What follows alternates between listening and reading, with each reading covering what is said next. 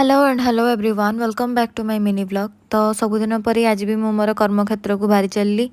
तो ये आम सांग मैंने समस्ते क्लासरूम रु तौल को आसिकी चलू टे वेदपाठ करने कारण वेदपाठ आम कॉलेज रे कंपलसरी आमरी डिपार्टमेंट ही केवल वेदपाठ ही करे।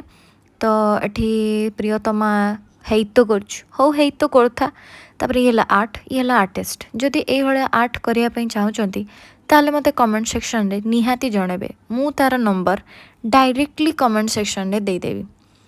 तो मु घर को तापर पलि आसली जेहेतु खाई नथली भी किछि टायर्ड बहुत लागिलानी।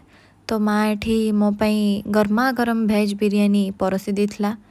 पेट को स्वाहा शांति करदे पेटे बाड़े देली एते भोकिला थिली। तापरे एटा हला बरप्लास जहाँकि मोर ऑल टाइम फेवरेट मु खाए लगाए सबू करे कहीं ओठटा को मॉइस्चराइज करिया निहाती दरकार। तापर एठी मु जट बसई दे चली टिके सोया कारण रेस्ट नवा निहाती दरकार।